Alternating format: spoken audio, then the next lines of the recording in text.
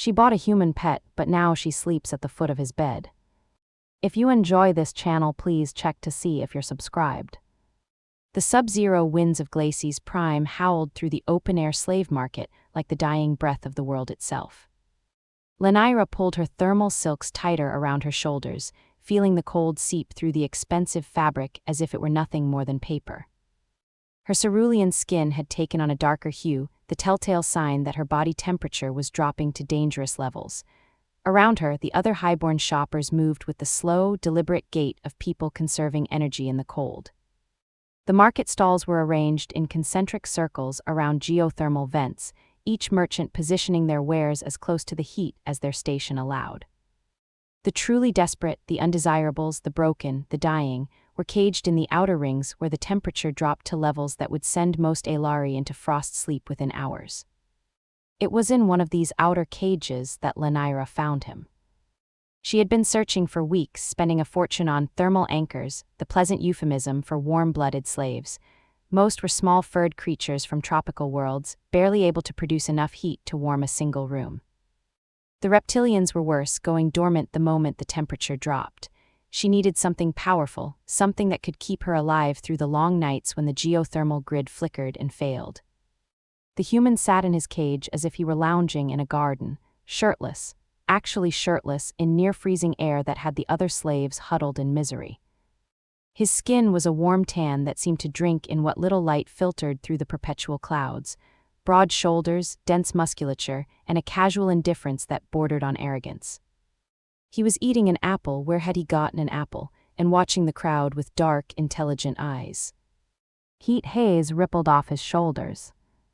Lenira stopped so abruptly that Tallis, her elderly steward, nearly collided with her back. "Mistress," he asked, his voice thin with cold and concern. She couldn't speak, she could only stare at the visible waves of thermal energy radiating from the human's skin. It was impossible. No creature produced that much heat naturally. It had to be some trick, some thermal device hidden on his body. How much? The words left her mouth before she could stop them. The slaver Vor materialized beside her like a carrion bird sensing opportunity. His smile revealed teeth filed to points, an affectation meant to make him appear dangerous. It only made him look desperate. Ah, the human. A rare specimen, Lady Lenira, fresh from a crashed vessel, very strong, very warm, perfect for a highborn of your delicate constitution. How much? Vor's smile widened, 50,000 credits. Tallis gasped. Lenira didn't blink. Done. The old steward clutched her arm. "Mistress, that's half your quarterly." "Process the transaction," Lenira commanded, pulling free. Her eyes never left the human. He had stopped eating the apple and was now watching her with an expression she couldn't quite read. Amusement, assessment. He tilted his head slightly, and she realized with a jolt that he was studying her the same way she was studying him. Vor was already moving, unlocking the cage with hands that trembled either from cold or excitement. He pulled out a shock prod, the standard tool for moving dangerous merchandise. "Come on, beast, you've been bought by a generous." The human moved. One moment he was sitting, the next his hand had closed around the shock prod mid-swing.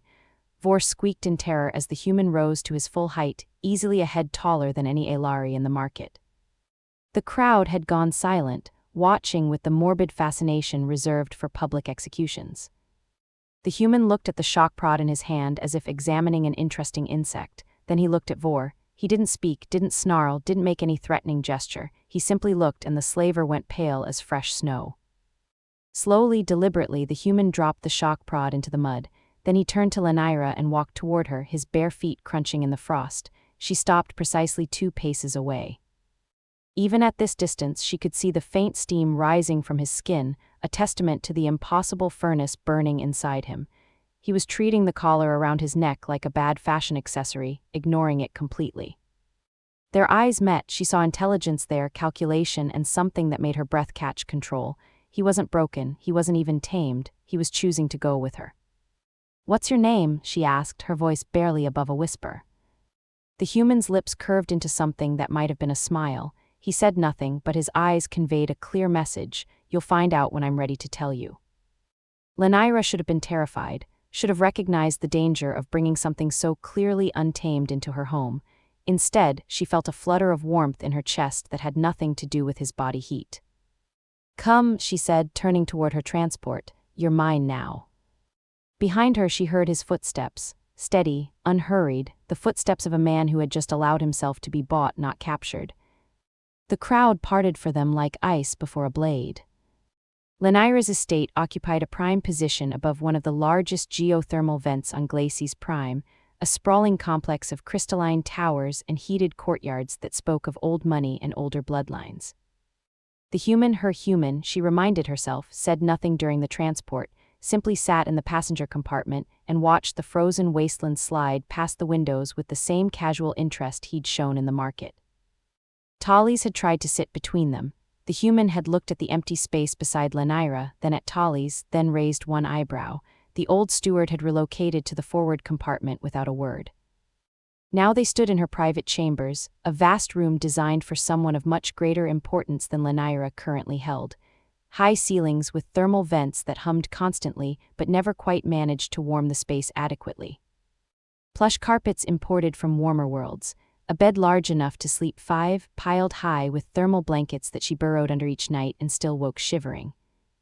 "Your duties are simple," Lenira began, falling back on the script she'd rehearsed. "You will remain in this chamber at all times unless I require your presence elsewhere. You will sleep at the foot of my bed and provide warmth.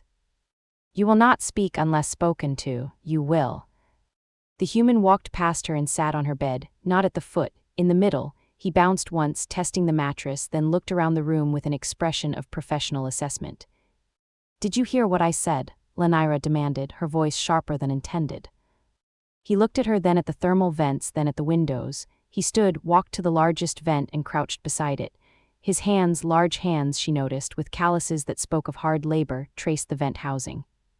He made a dissatisfied sound deep in his throat. "The ventilation is insufficient," he said. Lenira froze, not because he'd spoken, though she just told him not to, but because he'd spoken in perfect High Elari, the formal dialect used by aristocrats. His accent was strange, the vowels too round, but the grammar was flawless. "You speak our language." He glanced at her with those dark, intelligent eyes. "Would you prefer I didn't?" She had no response to that. Every script she'd prepared, every fantasy of control she'd harbored was crumbling. How? Universal translator implanted here. He tapped behind his ear. Standard issue for crash survivors, picks up languages from local broadcasts.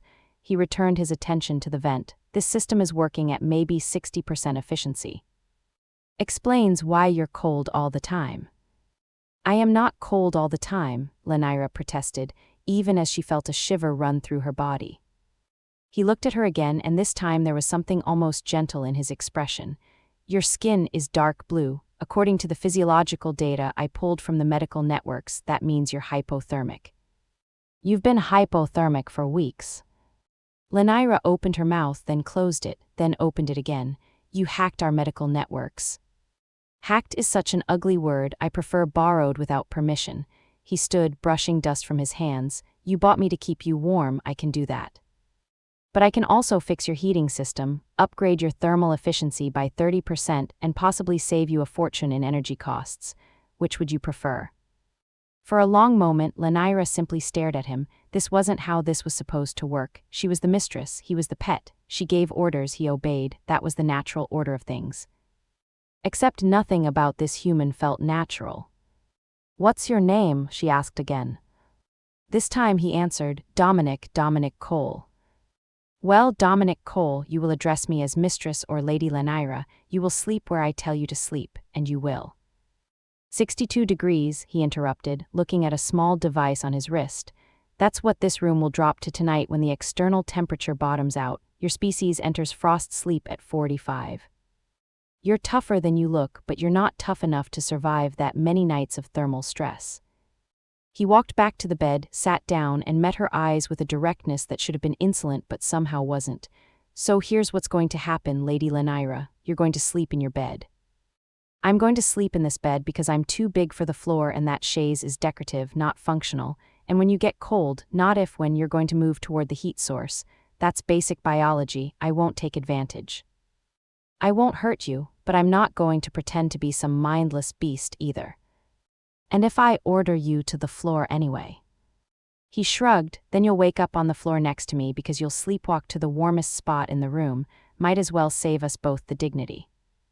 Lenira wanted to be angry, wanted to assert her authority to remind this human of his place.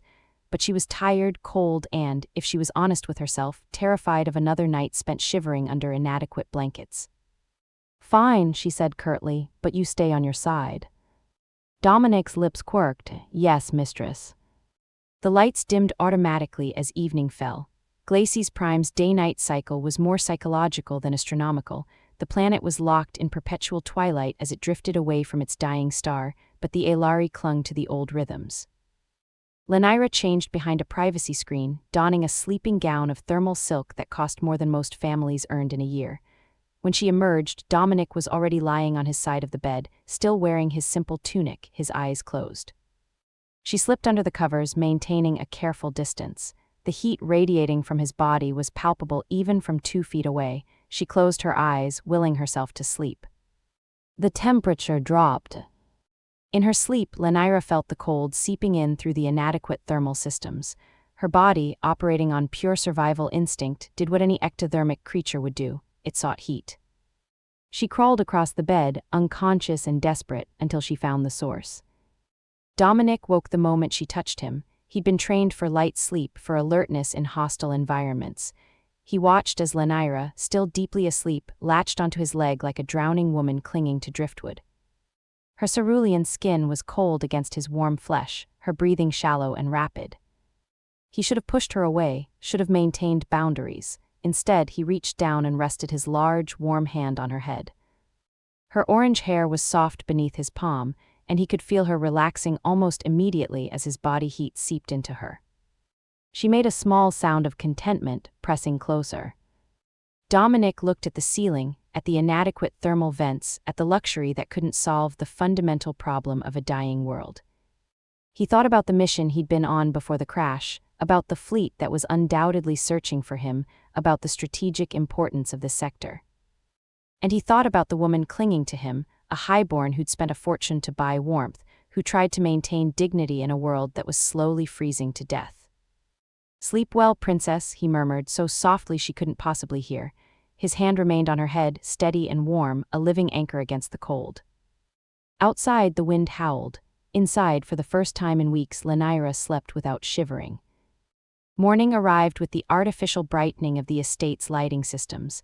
Lenira woke slowly, awareness returning in stages. First, warmth, blissful, complete warmth that penetrated all the way to her bones.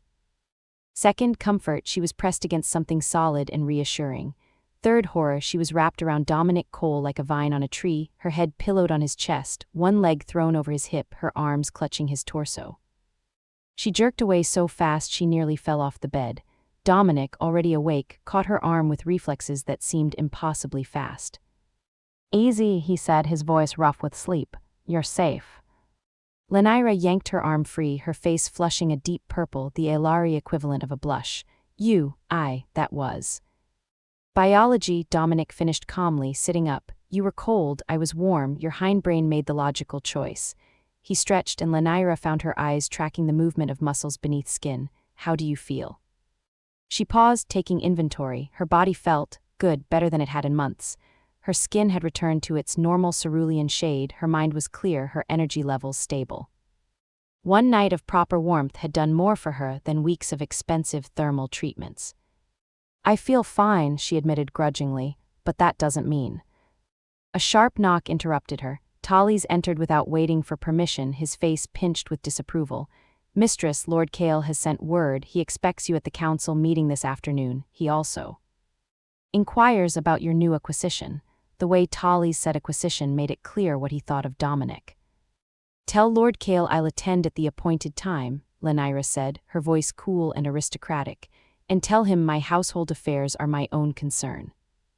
Tallis bowed stiffly. "As you wish, mistress. Also, the new beast needs to be assessed by the estate manager, standard procedure for all livestock." Dominic raised an eyebrow but said nothing. An hour later, Lenira stood in the estate's maintenance bay, watching Tallis attempt to assess her human. The steward had gathered a small crowd of servants and groundskeepers, all eager to see the exotic alien that their mistress had spent a fortune to acquire. "The beast will be tested for strength and endurance," Tallies announced, his voice carrying the bureaucratic certainty of someone who'd never been contradicted. "We need to determine its value for estate work beyond mere thermal output." "His name is Dominic," Lenira said quietly. Tallies ignored her. He gestured to a stack of fuel cells, compact batteries that powered the estate's backup systems. "These cells weigh 40 pounds each. A standard load is 2 cells carried from the storage depot to the power station. The beast will demonstrate its capacity." Dominic looked at the fuel cells, then at Tallies, then at the assembled crowd. Something shifted in his expression, a spark of amusement that made Lenira nervous. "How many?" he asked. "What? How many do you want me to carry?" Tallies blinked. 2 is standard. Dominic walked to the stack, picked up 4 fuel cells, 160 pounds, and began juggling them. The crowd went silent. He wasn't showing off, not really. His movements were economical, precise, the casual display of someone so far beyond their understanding of strength that the demonstration barely registered as effort. After a moment, he stopped, tucking 2 cells under each arm, and walked toward the power station with the same unhurried gait he'd shown in the market. "Anything else?" he called back over his shoulder. Tallies' mouth worked soundlessly. The servant stared. Lenira felt a strange mixture of pride and fear coiling in her chest. The assessment continued. Every task Tallies assigned, Dominic completed with insulting ease, lifting engine components, moving equipment, loading supplies. It became increasingly clear that calling him livestock was not just inaccurate, it was laughable. Then the maglift failed. It happened without warning, a catastrophic mechanical failure in one of the heavy-duty lifts used to move power cores. One moment, a young servant named Kira was guiding a suspended core weighing over 300 pounds. The next, the magnetic field collapsed, and 300 pounds of dense metal was falling directly toward her head. Kira screamed. Dominic moved faster than Aelari eyes could track. One moment he was 20 feet away, the next he was under the falling core, catching it on his shoulders and back. The impact would have crushed an Aelari's spine instantly. Dominic grunted, bent his knees, and held. "Move," he gritted out, his voice strained but controlled. Kira didn't move. She was frozen in terror, staring up at the human who'd just transformed into a living hydraulic press. "Move," Dominic roared, and this time Kira scrambled away on hands and knees. Slowly, Dominic straightened, taking the full weight. His muscles stood out in sharp relief, his skin flushed dark with effort, veins visible beneath the surface. With a controlled motion, he walked the core 3 steps to the side and lowered it carefully to the ground. Then he straightened, rolled his shoulders, and looked at the stunned crowd. Someone should fix that lift, safety hazard. Lenira couldn't breathe. She'd watched the entire thing from a safe distance, watched this human, her human, move with predatory speed and then display strength that defied reason. He'd just done what no Aelari could do. What no Aelari would even attempt. And he'd done it to save a servant he didn't know. Tallies approached on shaking legs, all pretense of authority gone. What are you?" Dominic met his eyes, tired and hungry. "Someone should feed me if you want me to keep working." But he looked past Tallies, looked directly at Lenira, and she saw the truth in that gaze. He wasn't a beast, he wasn't livestock, he wasn't even a servant. He was something far more dangerous, a weapon that she'd invited into her home, that could kill her with one hand, that could snap her finest guards like kindling. And he'd just used all that power to save a life. Lenira felt her world tilting on its axis. She'd bought a thermal anchor to keep her warm at night. She'd brought home a hero wrapped in the skin of a slave. "Feed him," she said, her voice steady despite the chaos in her thoughts. "Double portions, and fix that maglift before someone gets killed." As the crowd dispersed, Dominic caught her eye again. He nodded once, a gesture of respect between equals, not submission from inferior to superior. Lenira nodded back, acknowledging something she didn't yet have words for. The game had changed, she just didn't know all the rules yet. The gala was an exercise in denial, Lenira thought as she watched the highborn of Glacis Prime pretend their world wasn't dying. The grand hall glittered with bioluminescent crystals, heated to a balmy 75 degrees, a temperature so wasteful, so decadent that it bordered on obscene. The Aelari aristocracy swanned about in their finest thermal silks, sipping imported wines, discussing politics and trade as if the frozen wasteland beyond the walls didn't exist. Lenira stood near the edge of the gathering, uncomfortable in her formal gown despite its beauty. The garment was a masterwork of orange and gold thread that complemented her cerulean skin and matched her hair, but she felt exposed, vulnerable in a way she couldn't quite articulate. Dominic stood 3 paces behind her as protocol demanded for personal servants. He wore simple black clothing, the best she could acquire on short notice, and a thermal collar that marked him as property. He'd said nothing about the collar, but she'd seen the way his jaw tightened when Tallies fastened it that morning. Lady Lenira, Lord Kale materialized from the crowd like a spider emerging from silk. He was tall for an Aelari, though still shorter than Dominic, with pale lavender skin and hair so blonde it was nearly white. His smile was practiced, political. "How delightful to see you, and is this your new acquisition?" Kale's eyes raked over Dominic with undisguised contempt. Dominic's expression remained neutral, but Lenira saw his hands, hanging loose at his sides, curl slightly into fists. "My thermal anchor," Lenira said coolly, "a necessary investment given the recent grid instabilities." "Ah yes, the outages, tragic really." Kale's tone suggested he found them anything but tragic, although I hear your estate has been particularly affected. "Perhaps the Geothermal Allocation Committee needs to reconsider your sector's priority status." There it was, the threat wrapped in sympathy. Kale had been trying to absorb her estate for years, ever since her father died, and left her in control of valuable thermal resources she couldn't adequately defend. "My sector is quite stable, thank you," Lenira replied, "and my household is well prepared for any contingency." Kale's eyes flicked to Dominic again. Well prepared with livestock, how primitive. He reached out as if to touch Dominic's arm to test the famous heat output. I wonder how it would fare against proper Aelari engineering. Dominic moved, not threateningly, just shifting his weight so that Kale's hand would miss. It was subtle, dismissive, and deeply insulting, a servant declining a noble's touch. Kale's face darkened. "It appears your beast lacks proper training, Lady Lenira. Perhaps I should recommend a behavioral specialist." The lights died. Not flickered, not dimmed, died, complete, absolute darkness that swallowed the hall like a living thing. The temperature regulators shut down with a descending whine. Within seconds, Lenira felt the cold rushing in through every crack and crevice, eager to reclaim what the Aelari had stolen. Panic erupted. Aristocrats called for servants, for lights, for heat. Their voices were already turning sluggish, vowels drawing out as their core temperatures began to drop. In the darkness, Lenira heard the soft sounds of bodies collapsing as the weaker nobles succumbed immediately to the cold. 75 to 40 degrees in under a minute. The hall was becoming a tomb. Lenira's own body was already responding, her movements turning slow and clumsy. She felt herself sinking toward the floor, felt her consciousness beginning to blur at the edges. 45 degrees, that was the line. Below 45, frost sleep. Below that, death. They were going to die, all of them. The finest families of Glacis Prime, frozen in their party clothes, a monument to hubris. A light bloomed in the darkness. Not a light, a phone. Dominic had pulled out a small device that glowed with Terran technology. He swept the light across the hall, and Lenira saw a scene from a nightmare. Dozens of Aelari collapsed in heaps, unconscious or near unconscious, their skin already darkening to the deep blue of severe hypothermia. Dominic looked down at Lenira. She was on her knees now, couldn't remember falling. He crouched beside her, his face carefully neutral. "Bit nippy, isn't it?" he said in perfect high Aelari.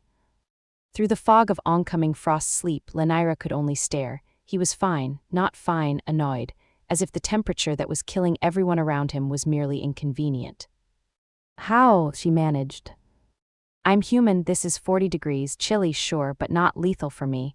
He pulled off his jacket and draped it over her shoulders. The residual warmth from his body heat felt like salvation, but you need more than this. He stood, scanning the room with professional efficiency. Other humans would have panicked, would have focused only on survival. Dominic was already moving into problem-solving mode, his mind clearly racing through options and solutions. "Lord Kale," Lenira whispered, pointing with a shaking hand toward where the Lord had been standing. Dominic swept his light across the floor and found Kale crumpled near the wall, his skin an alarming shade of navy blue.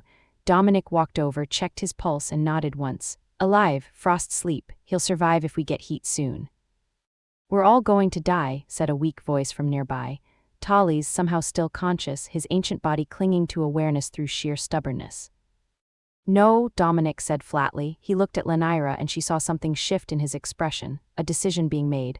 No one's dying tonight, but I need you to trust me, princess. Don't call me that, Lenira mumbled, her tongue thick. Then stay conscious. He walked back to her, crouched down. I'm going to get you somewhere warm, then I'm going to fix this, but you need to stay awake. Can you do that? Lenira wanted to ask how he planned to fix a sabotaged geothermal grid, wanted to ask why he cared about saving Elari nobles who'd treat him like property, wanted to ask so many things. Yes, she whispered instead. Dominic nodded, scooped her up in his arms as if she weighed nothing, and started walking toward the exit.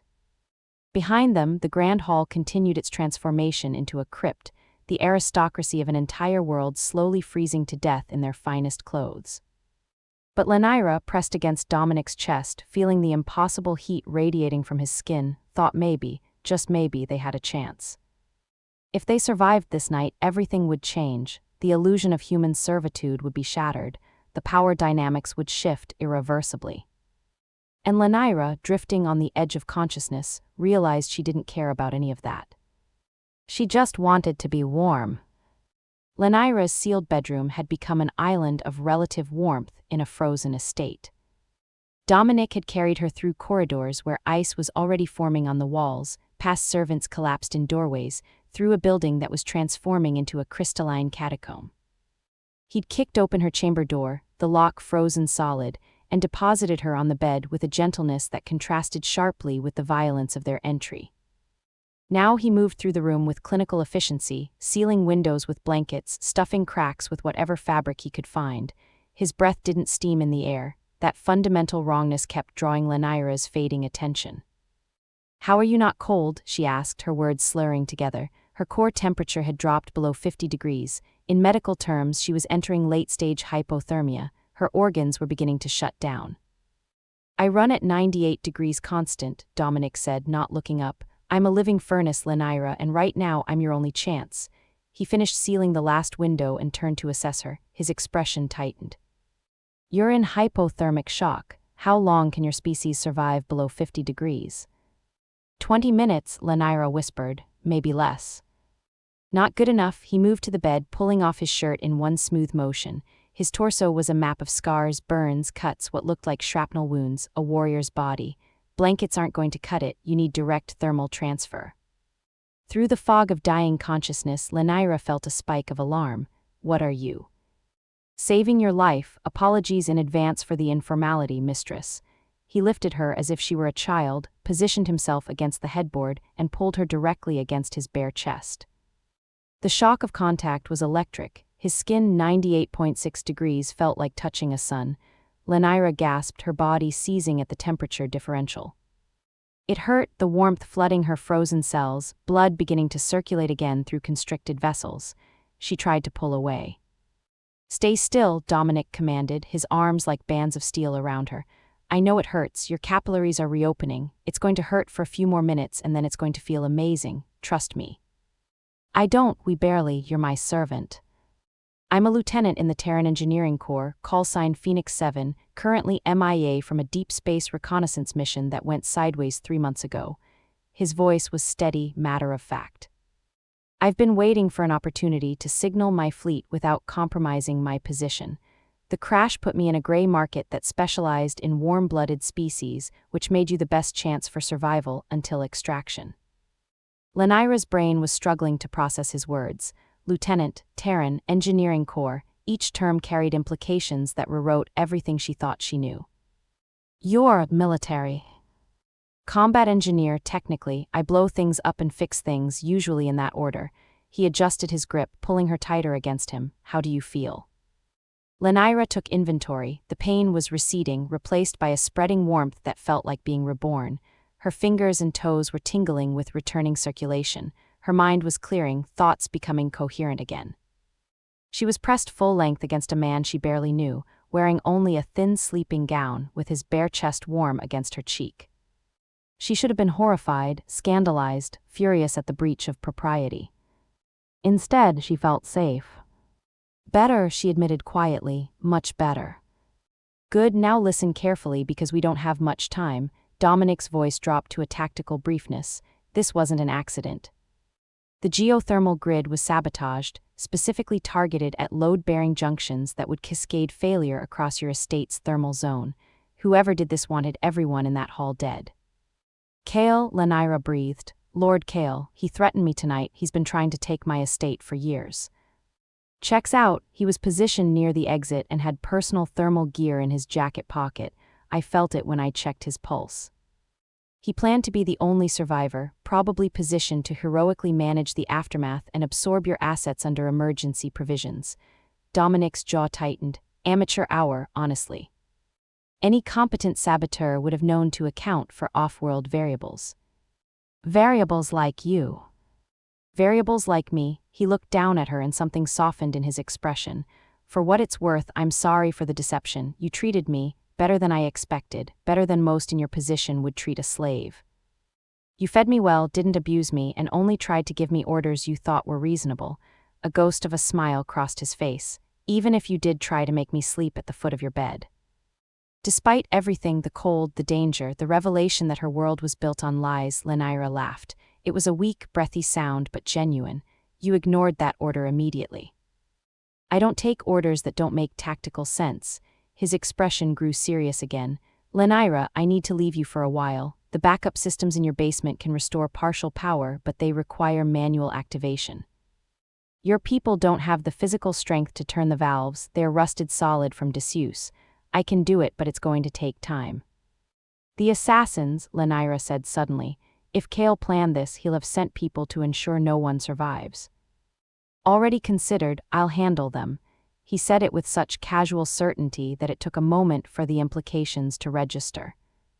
Dominic, they'll have weapons, you'll. I'll be fine, but I need you to stay here, stay warm and stay alive. Can you do that? She wanted to argue, wanted to insist he stay with her, that they find another solution. But she looked into his eyes and saw the truth. He was a soldier, trained for this, confident in his abilities in a way that had nothing to do with arrogance and everything to do with experience. Be careful, she whispered. Something flickered across his face, surprise maybe that she cared about his safety. He reached up and tucked a strand of her orange hair behind her pointed ear, the gesture achingly gentle for such a large hand. Always am, princess. He eased her off his chest, wrapped her in every blanket on the bed, and stood. His torso was steaming slightly in the cold air, visible proof of his inhuman thermal output. If anyone other than me tries to enter this room, there's a knife in the left nightstand drawer. Aim for soft tissue, throat, belly, under the ribs. Don't hesitate. I've never. You're tougher than you think. He pulled his shirt back on, then paused at the door. For the record, I chose to stay even before the grid failed. The fleet can wait a bit longer. You needed me. Before she could respond, he was gone, the door closing softly behind him. Lenira lay cocooned in blankets that still held his warmth, feeling the ghost of his body heat against her skin. Her mind was racing, reorganizing every interaction, every moment since the market. He'd never been a slave, he'd been a soldier playing a role, waiting for an opportunity, and he'd chosen to protect her. Outside she heard distant sounds, crashes, shouts, the unmistakable noise of violence being efficiently applied. Lenira pulled the blankets tighter and waited, trusting a human warrior she'd tried to buy like livestock to save her from an Aelari noble's murderous ambitions. The irony wasn't lost on her. Neither was the fact that, when this was over, she would owe Lieutenant Dominic Cole a debt that no amount of money could repay. If they survived the night. The heat had faded from Lenira's skin hours ago, replaced by a creeping numbness that felt like death's whisper. She lay bundled in every blanket Dominic could find, her orange hair splayed across the pillows like dying embers. Her breathing was shallow, her lips tinged with frost. Dominic stood at the foot of the bed, watching her with clinical precision. The emergency was contained, her core temperature had stabilized, but the estate remained dark and cold.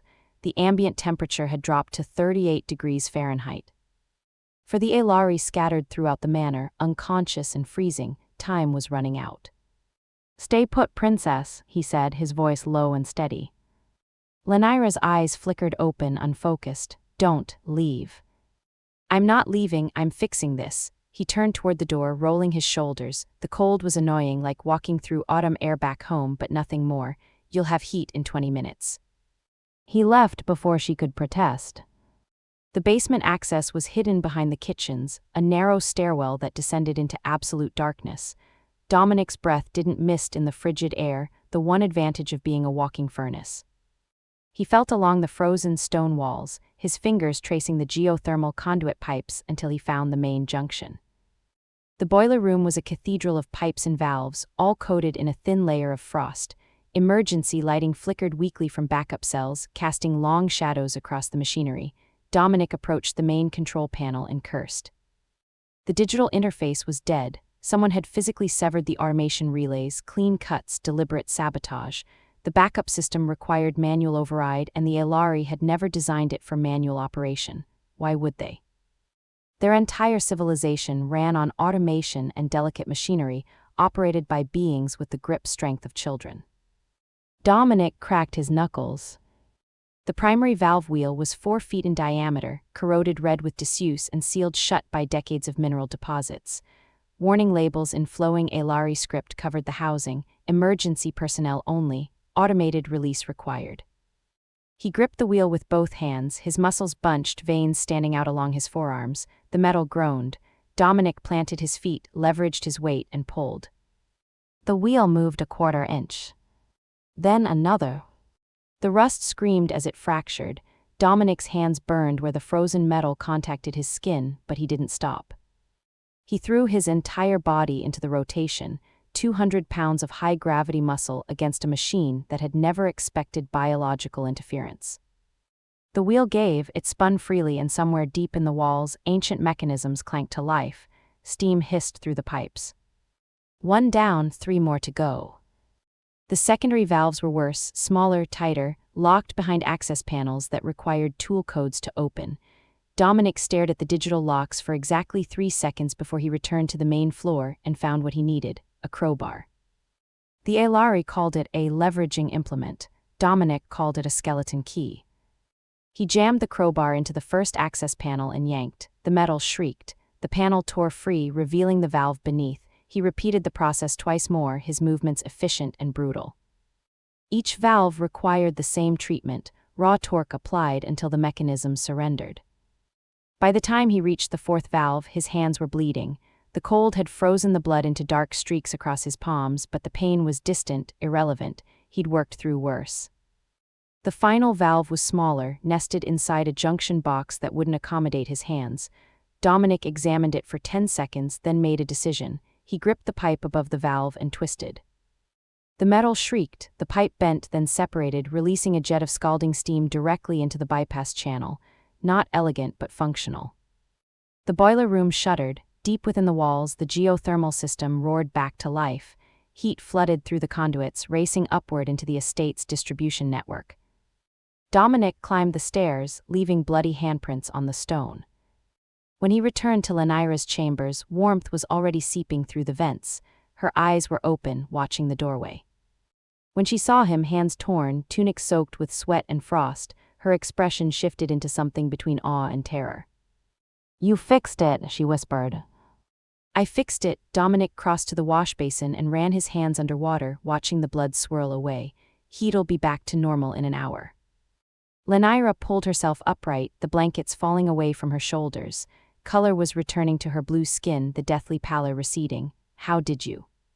"Mechanical engineering, basic problem solving." He dried his hands on a towel, wincing slightly as the fabric caught on torn skin. "Your people overrely on automation, makes you vulnerable." She stared at him, this creature she'd bought as a pet, who'd just torn apart her estate's infrastructure with his bare hands to save her life. "Thank you," she said quietly. Dominic met her gaze. "Don't thank me yet. Whoever sabotaged the grid is still out there." The heat had been running for 30 minutes when Dominic heard them. Most species would have missed it, the whisper of friction against stone, the faint hiss of pressurized heating elements in tactical gear. But Dominic had spent 2 tours in hostile urban environments, and he knew the sound of predators circling. He was out of the bed before Lenira registered movement. Stay here, he said, his voice cold and flat. Lock the door behind me, don't open it for anyone but me. What?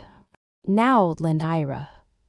He was gone before she could argue, moving through the corridors like smoke. The estate's thermal sensors were back online, and Dominic used them to his advantage.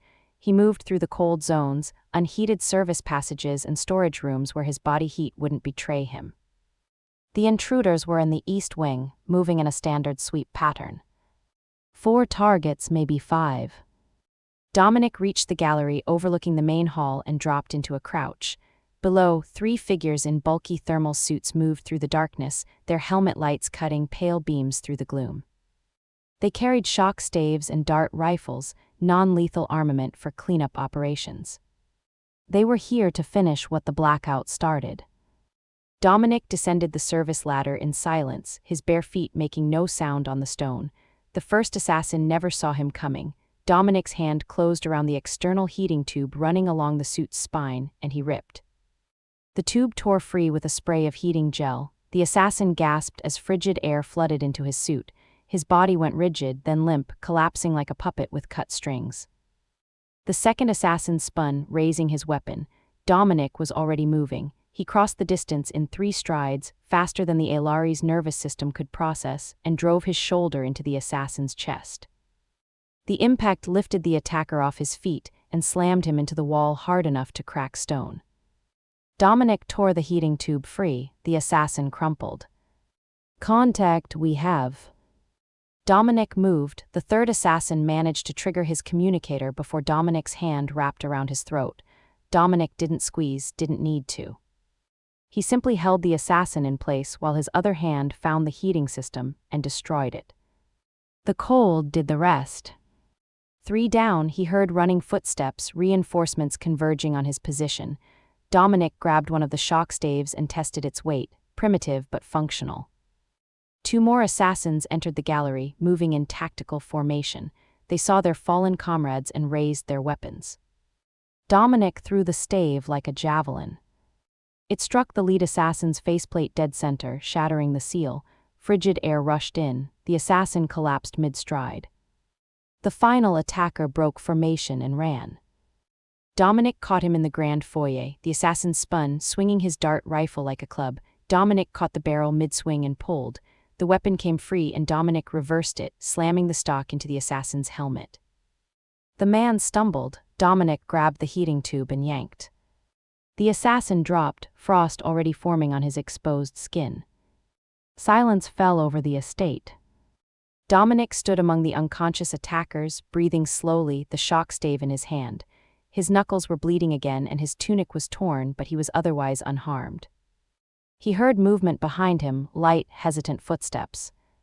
Lenira stood in the doorway to the gallery, wrapped in a thermal robe, her orange hair disheveled. She stared at the scene before her. 5 armored assassins, disabled and bound by their own frozen equipment, and Dominic standing in the center of it all like a statue carved from violence. You, her voice was barely a whisper, you killed them. They're alive, barely. Dominic dropped the stave. Cold's doing the work for me, your people make it easy. Lenira's gaze traveled from the fallen assassins to Dominic's torn hands, his ruined tunic, the absolute calm in his eyes. The pet she'd bought to warm her bed was gone. In his place stood something else, something feral and efficient and utterly terrifying. Who are you? She asked. Dominic met her gaze, someone who doesn't like being used as bait. He walked past her, heading toward the cellar stairs. Get some rope, we're going to have a conversation with your guests. Morning light filtered through the estate's high windows, pale and cold. The geothermal grid hummed at full capacity, pumping heat through every corridor and chamber. The Aelari servants had begun to stir, waking from their frost-induced stupor with confusion and gratitude. Lenira stood in the main hall, watching Tallies direct the recovery efforts. The elderly steward moved with surprising vigor, barking orders at the younger servants, ensuring everyone was accounted for. He paused when he saw Lenira, his expression shifting to relief. Mistress, thank the depth, you're safe. Thanks to Dominic, Lenira glanced toward the cellar entrance. Where is he? With the prisoners, Tallies' voice dropped. He hasn't left the cellar since dawn. Mistress, what is he? Lenira didn't answer. She descended into the cellar alone. The assassins were bound to support pillars, stripped of their thermal suits and shivering violently in the unheated space. Their blue skin had taken on a grayish tint, their movements sluggish. They wouldn't die, not yet, but the cold was a reminder of their vulnerability. Dominic sat on a crate across from them, his posture relaxed, his expression unreadable. He'd cleaned his hands and changed into a fresh tunic, but exhaustion shadowed his eyes. He looked up when Lenira entered. "They're ready to talk." Lenira approached slowly, her gaze fixed on the prisoners. One of them, a male with angular features, glared at her with undisguised hatred. "Lord Kale sent us," the assassin said, his voice hoarse. "You're weak, Lenira, you can't hold this estate, it should belong to someone strong." "Someone like Kale," Lenira's tone was ice. "Someone who doesn't need a beast to survive." Dominic stood, the movement was casual but the assassins flinched. Dominic crossed the distance between himself and the speaker, then crouched down until they were eye level. "Let me tell you something about beasts," Dominic said quietly. "A beast doesn't think, doesn't plan, doesn't show mercy." He tapped the assassin's chest just above his heart. "I'm not a beast, I'm an engineer. And last night, I engineered your failure." The assassin's bravado crumbled. Dominic stood and turned to Lenira. "They're yours to deal with. I'd recommend turning them over to the authorities before Kale tries something else." Lenira nodded slowly. "I'll contact the city enforcers." Dominic headed for the stairs, then paused. "Can we talk upstairs?" They met in Lenira's study, a smaller, warmer room lined with books and star charts. Lenira sat in her chair, and Dominic stood by the window, looking out at the frozen cityscape. "You want to know who I am," he said. It wasn't a question. "Yes." Dominic exhaled slowly. "My name is Lieutenant Dominic Cole. I'm a combat engineer with the Terran Expeditionary Fleet. My ship was damaged during a survey mission in this sector. I ejected in an escape pod, landed on your world, and was captured before I could signal for rescue." Lenira's hands tightened on the armrests. "You're military." The fleet probably thinks I'm dead by now." He turned to face her. "I stayed in that slave market because I was waiting for an opportunity, a way to access communication equipment or a power source strong enough to send a distress beacon. And then I bought you." "And then you bought me," Dominic's expression softened slightly. "You treated me better than I expected. Most slavers would have used the shock collar. You didn't. You were afraid, but you weren't cruel." Lenira looked down at her hands. "I was desperate. I needed warmth, and you were warm." "I know." Dominic crossed the room and knelt in front of her chair, bringing them to eye level. "Lenira, I'm not your pet. I never was, but I'm not your enemy either." "Then what are you?" Dominic considered the question. "Right now, I'm someone who just saved your life, someone who doesn't want to see you hurt." He paused. "Someone who's willing to stay for now." Lenira's breath caught. "Stay?" "The fleet isn't coming, not for a while anyway, and you've got enemies circling." Dominic's gaze was steady. "I can help, but not as a pet, as a partner." Lenira stared at him, this human who'd torn apart her world and rebuilt it in a single night. The power dynamic had shattered completely. He wasn't hers, he never had been. "But maybe, just maybe, they could be each other's." "Partners," she said softly. "I can work with that." Dominic smiled, a rare, genuine expression. "Good, now let's talk about your security, because Kale isn't done and your defenses are a joke." Lord Kale arrived at the estate 3 days later with an entourage of enforcers and witnesses. He wore robes of deep crimson, trimmed with silver, and his expression radiated smug satisfaction. News of the incident had spread through the city like frost. Lenira's estate had been sabotaged, her staff attacked, and only the intervention of her human pet had saved them. To Kale, this was proof of her weakness. Tallies met Kale at the entrance, his posture stiff with barely concealed hostility. "Lord Kale, to what do we owe the displeasure?" "I'm here on official business, steward." Kale swept past him into the main hall, his entourage following. "Where is Lady Lenira? I must speak with her regarding the recent troubles."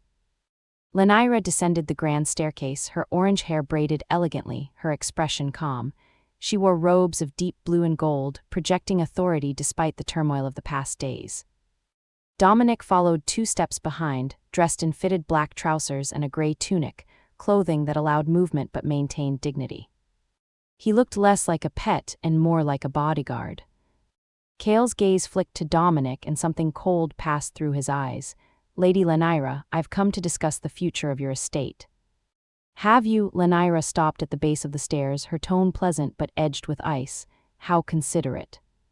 Kale gestured to the enforcers. The sabotage, the attack, these are signs of instability. The council is concerned about your ability to maintain order. Some are suggesting that the estate should be placed under alternative management. Alternative management, Lenira repeated. You mean your management. Kale smiled. I have the resources, the security, the strength to protect this holding. You, on the other hand, are dependent on a primitive beast to keep you safe. He looked at Dominic with undisguised contempt. Hardly a sustainable solution. Dominic said nothing. He simply watched Kale with the patient intensity of a predator sizing up prey. Lenira stepped forward. That primitive beast saved 24 lives during your sabotage. He repaired the geothermal grid with his bare hands. He stopped your assassins without killing a single one. What exactly have you contributed, Lord Kale? Kale's smile faltered. I don't know what you're implying. Don't you? Lenira's voice sharpened. Your assassins confessed. They're in the city detention center right now, singing your name to anyone who will listen. You sabotaged my estate, endangered my staff, and tried to have me killed. And now you have the audacity to stand in my hall and question my competence. The enforcers shifted uncomfortably. Kale's face darkened. You have no proof. I have 5 witnesses and I have Dominic. Lenira gestured and Dominic stepped forward. Kale's composure cracked. He took an involuntary step back as Dominic approached. The human moved with deliberate slowness, each step measured, until he stood directly in front of Kale, close enough that the heat radiating from Dominic's body was palpable. Dominic looked down at the Aelari Lord. Here's how this works, he said quietly. You're going to walk out of here, you're going to drop your claim to this estate, and you're going to pray I don't decide to pay you a visit. Kale's breath came faster. The heat was oppressive, almost painful against his cold, sensitive skin. You can't threaten me. Dominic placed a hand on Kale's shoulder. The touch was gentle, but the heat was intense enough to burn through the layers of silk. Kale gasped, his skin flushing dark blue where contact was made. That's not a threat, Dominic said. That's a promise. Touch her, threaten her, even think about coming back here and I'll burn this whole city down, starting with you. He released Kale's shoulder. The Aelari Lord stumbled backward, clutching at the burn mark, his expression twisted with fear and rage. You'll regret this, Kale hissed, both of you. I doubt it. Dominic stepped back, positioning himself beside Lenira. Get out. Kale fled, his entourage scrambled after him, and the enforcers exchanged uneasy glances before following. The hall fell silent. Lenira exhaled slowly, her hands trembling slightly. That was effective. That was stupid, Dominic countered. We just made an enemy of a noble with connections. He'll come back with more resources, better planning. Then we'll handle it. Lenira looked up at him, her expression resolute. Together. Dominic studied her for a moment, then nodded. Together. 3 months passed. The estate transformed under Dominic's influence. Security protocols were overhauled, automated systems replaced with manual backups, vulnerable access points reinforced, staff trained in emergency procedures. The Aelari servants, initially terrified of the human, gradually came to respect him. He was demanding but fair, and he worked alongside them rather than commanding from above. Lenira thrived. With Dominic handling security and infrastructure, she turned her attention to expanding the estate's economic influence.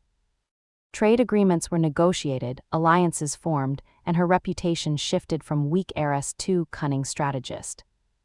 Kale tried twice more to sabotage the estate. Both attempts failed spectacularly. Dominic sat in the master bedroom, propped against the headboard with a holopad in his lap. The device was Terran Aelari hybrid technology, something he'd cobbled together from salvaged components and local materials. It displayed supply manifests, security reports, and communication logs from the estate's growing network. The door opened quietly. Lenira entered, her orange hair loose around her shoulders, wearing a simple sleeping gown. She'd shed the layers of aristocratic armor she wore during the day, and in the privacy of their shared space, she looked almost vulnerable. Dominic glanced up, finished with the council reports. Finally, she crossed the room, bypassing her side of the bed entirely. Instead, she crawled onto the mattress and moved to the foot where Dominic's legs stretched out beneath the blankets. She curled up against his shins, resting her cheek on his calf, her body molding to his warmth. It was her favorite spot, the place where his body heat was most concentrated, where she felt safest. Dominic paused his work, looking down at her, comfortable. Lenira's eyes drifted closed, warmest spot in the entire estate. You could sleep on your side of the bed, he pointed out, though his tone was amused. Too far away, she tightened her grip on his leg. This is better. Dominic set the holopad aside and reached down, resting his hand on her back. His palm covered most of her spine, radiating heat through the thin fabric of her gown. Lenira sighed contentedly. You know, Dominic said quietly, when I crashed on this planet, I thought I'd be dead within a week, frozen or killed or left to rot in some market. Lenira opened one eye, and instead, I got bought by a desperate noblewoman who didn't know what she was getting into. He traced idle patterns along her back, ended up with a home, a purpose, someone worth protecting. Lenira's expression softened. I bought you to keep me warm. I know. And instead, I fell in love with a warrior who tears apart boiler rooms and terrifies nobles. Dominic's hand stilled. Lenira. She lifted her head, meeting his gaze. I'm not ashamed of it. You saved my life. You saved my home. You stayed when you could have left. Her voice dropped to a whisper. You made me feel safe for the first time in years. Dominic was quiet for a long moment. Then he leaned down and pressed a kiss to her forehead, a gesture so gentle it contrasted sharply with the violence he was capable of. I'm not going